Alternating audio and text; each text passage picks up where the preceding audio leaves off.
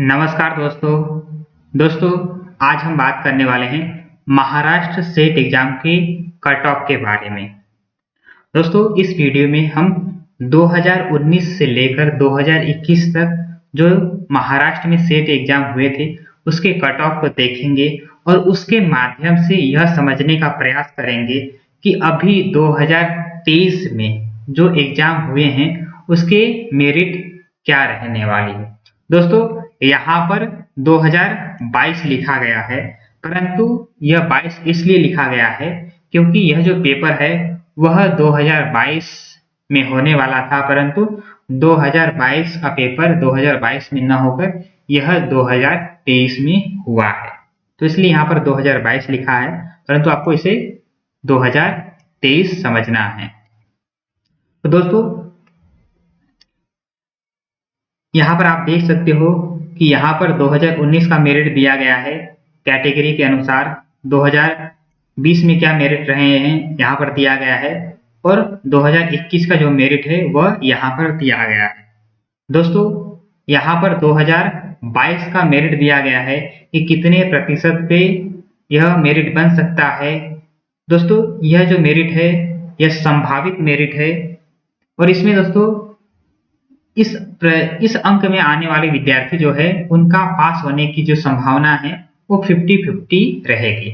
और यह जो 2022 लिखा गया है नीचे, अगर इतने अंक किसी को प्राप्त होते हैं तो उसका जो पास होने की संभावना है यह मान के चलिए कि 100% है, यानी कि इसमें जिसके भी अंक रहेंगे इतने प्रतिशत लाने वाले जो विद्यार्थी हैं, और नीचे अंक भी दिया गया है कि इतने प्रतिशत के कितने अंक होते हैं, तो इतने अंक लाने वाले जो विद्यार्थी हैं वो मान के चलिए कि 100% इस बार सेट क्वालिफाई हो जाएंगे। दोस्तों इससे तो आप 1 मिनट में ही अपने कैटेगरी के हिसाब से अपना जो संभावित कट ऑफ है वो देख सकते हैं, परंतु दोस्तों हम यह जानने का प्रयास करेंगे कि यह जो मेरिट है वह किस आधार पे बनाया जाएगा, या कह सकते हैं कि इस बार का जो मेरिट बनेगा तो उसके ऊपर क्या क्या कारण होंगे जो इस बार के मेरिट को प्रभावित करेंगे। दोस्तों सबसे पहली बात मैं आपको पिछला जो मेरिट है उसको दिखा देता हूं, फिर उसके आधार पर हम पिछले प्रश्न पत्र को देखेंगे कि पिछला प्रश्न पत्र कैसा था और उसकी तुलना में अभी वर्तमान 2023 का जो प्रश्न पत्र है उसमें कैसे प्रश्न पूछे गए हैं, यानी कि दोनों को कंपेयर करके हम यह जानने का प्रयास करेंगे कि इस बार का जो मेरिट है वो ऊपर जाएगा या नीचे जाएगा, या और भी क्या कारण है जो इस बार के मेरिट को प्रभावित करेंगे। जैसे दोस्तों मैंने एक पिछले वीडियो में बात किया था कि महाराष्ट्र के द्वारा इस बार जो हिंदी विषय का प्रश्न पत्र बनाया गया था वो बहुत ही घटिया लेवल का बनाया गया। उसमें 12 से 13 प्रश्नों में हम देखते हैं या तो प्रिंटिंग मिस्टेक दिखाई देगा, या जो ऑप्शन है वह गलत दिए गए हैं, या कि ऑप्शन में सही उत्तर का उल्लेख ही नहीं हुआ। तो ये जो 12 से 13 प्रश्न है इसका भी मेरिट के ऊपर प्रभाव आप लोगों को देखने को मिलेगा। तो दोस्तों अगर जिसके अंदर धैर्य नहीं होगा तो वह अपने कैटेगरी के अनुसार अभी भी यहाँ से मेरिट देख के वीडियो को स्किप कर सकता है। इसलिए दोस्तों मैंने पहले ही समझा दिया कि यह जो अंक है वह इतने अंक लाने वाले जो विद्यार्थी हैं उनकी संभावनाएं 50-50% है, और 2022 में जो नीचे लिखा गया है इतने प्रतिशत लाने वाले जो विद्यार्थी हैं उनका पास होने का जो प्रतिशत है वो 100% है, यानी कि इसमें जो भी विद्यार्थी आएंगे वो मान के चलिए कि वो 100% पास हो जाएंगे। तो दोस्तों अब ये उन विद्यार्थियों के लिए है जो बातें मैं बताऊंगा जिनके अंदर धैर्य है, जो धैर्य के साथ इस वीडियो को देखेंगे और यह जानने का प्रयास करेंगे कि आखिर मेरिट के ऊपर क्या क्या कारण है जिसका प्रभाव पड़ेगा। तो दोस्तों जो पहला कारण है वह मैं आपको बता दूं कि महाराष्ट्र में जो पिछले बार एग्जाम हुआ था उसकी तुलना में अगर हम पेपर देखें तो ये 2021 का पेपर है, इसको हम देख लेते हैं।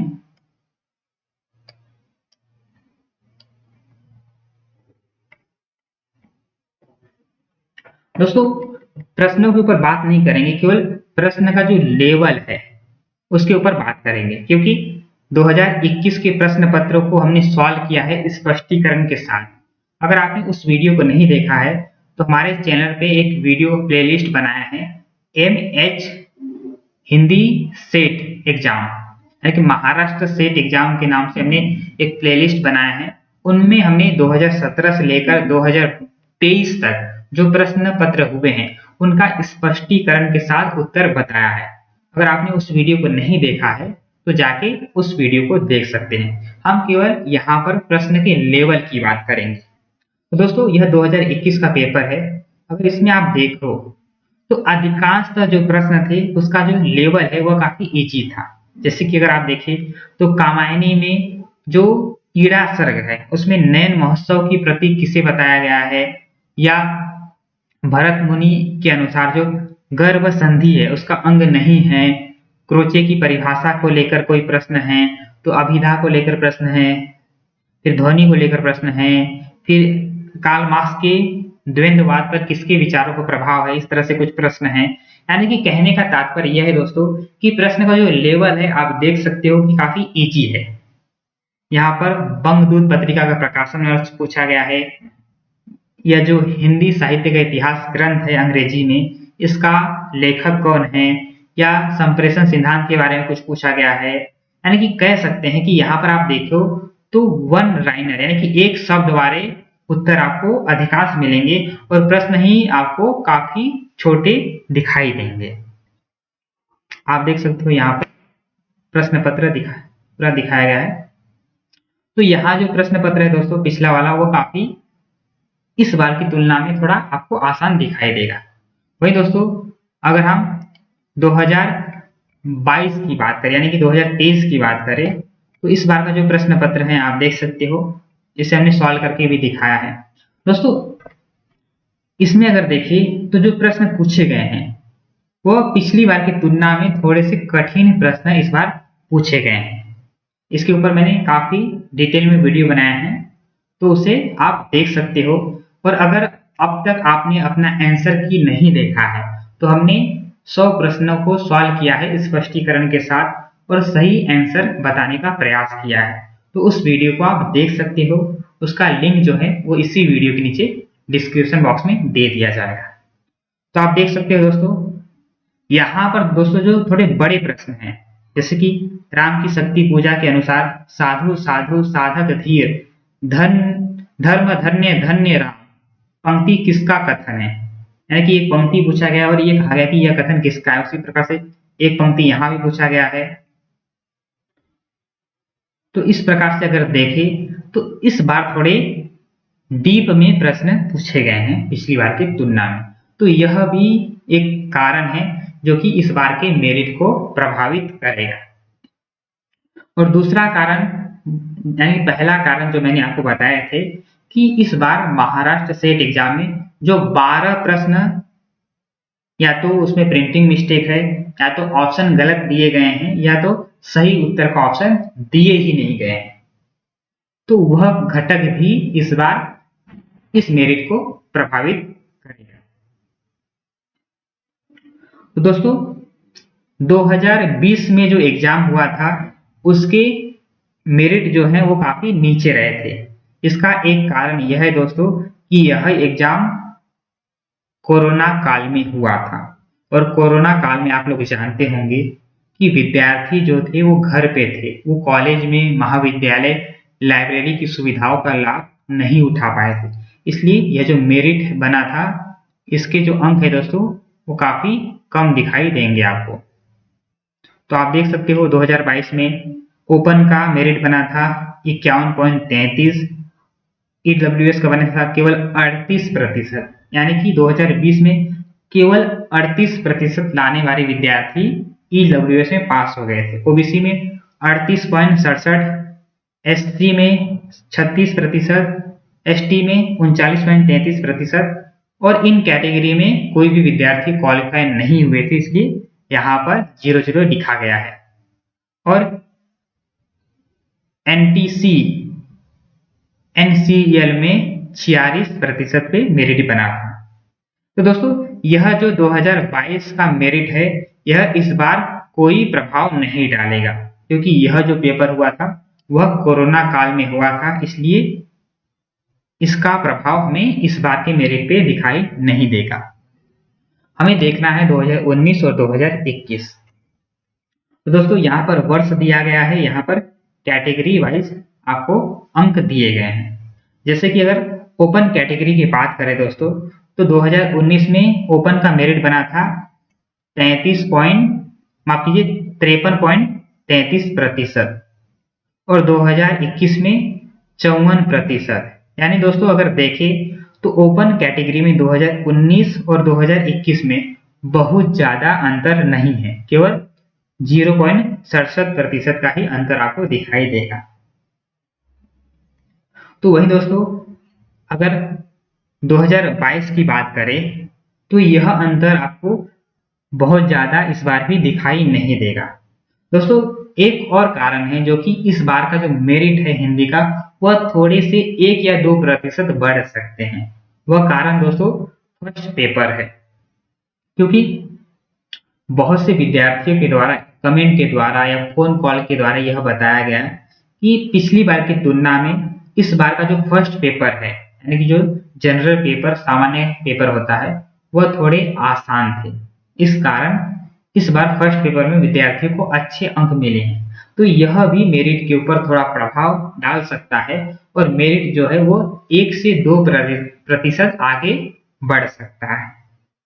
तो दोस्तों इस बार 2022 में जिस विद्यार्थी को ओपन में 52% मिलेंगे, अगर अंकों में देखिए दोस्तों तो एक 300 में से 156 अंक, तो 300 में से 156 अंक प्रतिशत में 52% जिसको मिलेंगे, उसके पास होने की संभावना दोस्तों 50-50 है, यानी कि वह पास भी हो सकता है और कुछ अंकों से वह रह भी सकता है। परंतु आपको एग्जाम का जो रिजल्ट आने तक सकारात्मक सोच बनाए रखना है, आपको निराश नहीं होना है। दोस्तों यह मेरिट इसलिए भी है कि अगर आपका इससे बहुत कम है तो आपको रिजल्ट का इंतजार नहीं करना है, आपको अभी से अगले सेट एग्जाम की तैयारी शुरू कर देना है। जैसे अगर किसी को ओपन कैटेगरी में 50 अंक से कम मिले हैं, तो वह मान के चलिए कि इस बार उसके पास होने की संभावना केवल 1% ही रहेगी। 99% ये मान के चलिए कि अगर आप ओपन कैटेगरी में हो, आपको 50 या उससे कम मिला है, तो आपके पास होने की संभावना इस बार नहीं है। तो इसलिए आपको अगले एग्जाम की तैयारी करनी है। और अगर EWS की बात करें दोस्तों, उससे पहले दोस्तों अगर ओपन में किसी को 55% इस बार अंक है, यानी कि अगर अंकों में देखिए तो 300 में से 165 अंक हैं दोनों पेपर को मिला के, तो यह मान के चलिए कि वो 100% वह इस बार महाराष्ट्र सेट एग्जाम क्वालिफाई हो जाएगा। यानी कि जिस किसी को 54-55% मिले हैं, वो मान के चलिए कि वह इस बार सेट एग्जाम क्वालिफाई है ओपन कैटेगरी में। वही दोस्तों अगर EWS की बात करें तो 2019 में EWS लागू नहीं हुआ था, इसलिए यहाँ पर कुछ नहीं लिखा गया है। 2020 का रिजल्ट हमें कोई प्रभाव नहीं डालेगा, इसलिए इसके ऊपर हम बात नहीं करेंगे। दोस्तों 2021 की बात करें तो इसमें 48% पे स्टेट एग्जाम क्वालिफाई हुए थे। वही दोस्तों अगर इस बार की बात करें तो जिसे 47% अंक मिले हैं, उसके पास होने की संभावना जो है वो 50-50 है, यानी कि वह पास भी हो सकता है और फेल भी हो सकता है। परंतु दोस्तों EWS में किसी को 50% अंक मिले हैं या 50% के आसपास जो भी रहेगा या इससे ऊपर रहेगा, तो यह मान के चलिए कि उसके पास होने की संभावना बढ़ के 100% हो जाएगी, यानी कि वह निश्चिंत रहे कि वह इस बार सेट एग्जाम क्वालिफाई हो जाएंगे। अगर अंकों की बात करें तो 300 में से जिसको 150 अंक मिलेंगे EWS में, वह सेट एग्जाम क्वालिफाई हो जाएगा। वही दोस्तों OBC की बात करें तो 2019 में मेरिट बना था 46.67% और 2021 में बना था 45.33%। और वही दोस्तों 2022 की बात करें तो जिसे 45% अंक मिलेगा, यानी कि अगर अंकों की बात करें तो 300 में से जिसे 135 अंक होंगे उसके पास होने की जो संभावना है दोस्तों वह 50-50 है, यानी कि वह पास भी हो सकता है और फेल भी हो सकता है।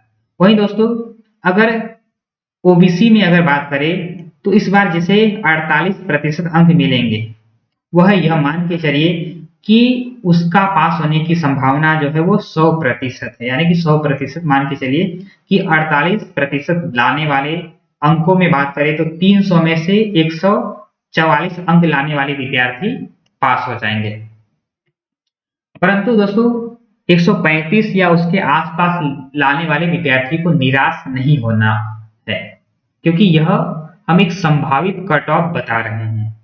यह कोई प्रमाण नहीं है कि इतना ही रहेगा, परंतु जहां तक मेरा अनुभव रहा है उस अनुभव के आधार पर मैं आपको बता रहा हूं कि 45 के ऊपर लाने वाले जो विद्यार्थी हैं उनके भी पास होने की संभावनाएं बनी हुई है। तो इसलिए रिजल्ट आने तक आपको सकारात्मक सोच रखना है और उसके साथ ही दोस्तों आपको पढ़ाई भी करते रहनी है, क्योंकि दोस्तों पढ़ाई ज्ञान एक ऐसी चीज है जो कभी भी वेस्ट नहीं होता। भले ही आप सेट पास हो जाओगे तो भी नए एग्जाम के लिए हो सकता है, नेट के लिए या पीएचडी के लिए वह आपके नॉलेज में काम रहेगी, यानी कि वह आपके काम में आएगी। तो इसलिए तैयारी सबको बराबर करते रहना है। तो अगर दोस्तों अगर एससी की बात करें तो 2019 में मेरिट बना था 46 और 2021 में बना था 42.67, यानी कि अगर आप देखें तो 2019 की तुलना में 2021 में इसके मेरिट कम बने थे। और यही दोस्तों 2022 की बात करें तो 43% लाने वालों की संभावना जो है वो 50-50 है और 46% लाने वाले जो विद्यार्थी हैं अंकों में बात करें तो 300 में से 138 अंक लाने वाले या उससे ऊपर लाने वाले विद्यार्थी जो हैं वो इस बार आसानी से सेट क्वालिफाई हो जाएंगे एसटी कैटेगरी में।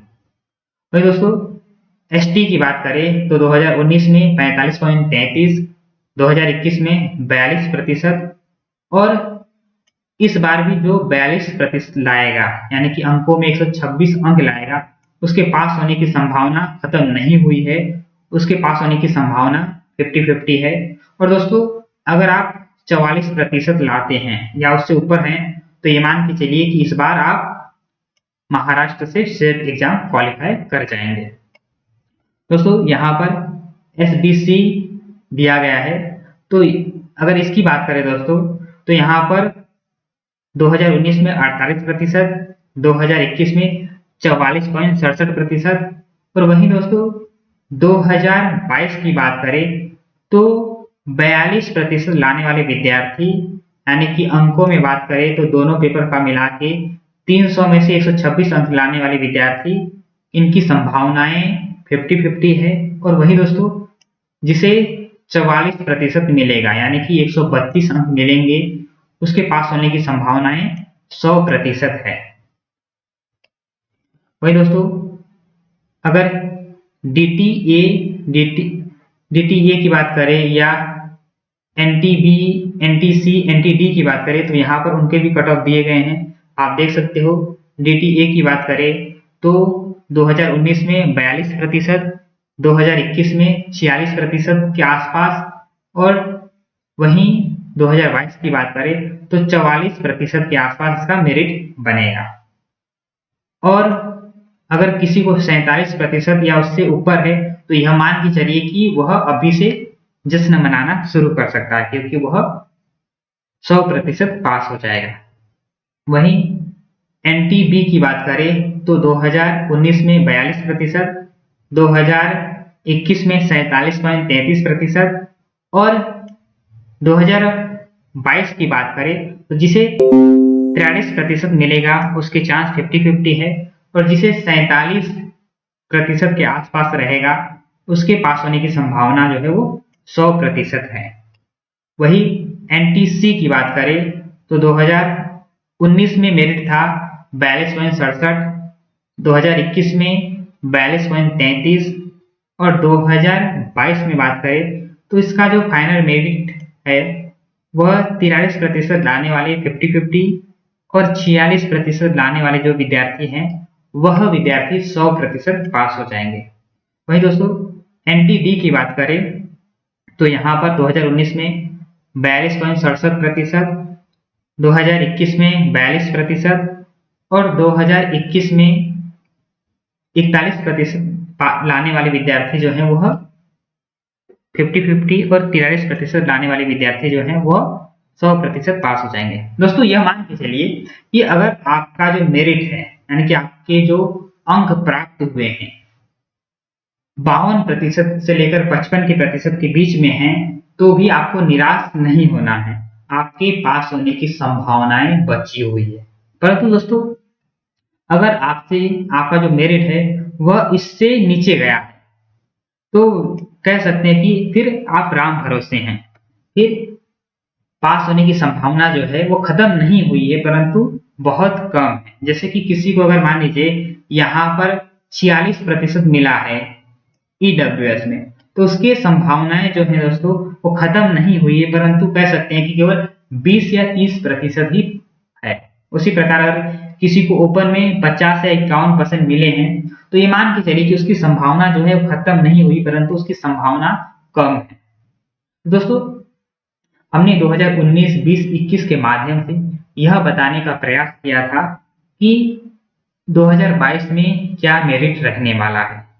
और अगर आपको यह वीडियो पसंद आए तो हमारे वीडियो को लाइक कीजिए, चैनल को सब्सक्राइब कीजिए। और दोस्तों आने वाले जो महाराष्ट्र का सेट एग्जाम है उसकी तैयारी करने के लिए आप हमारे चैनल को सब्सक्राइब कर सकते हैं।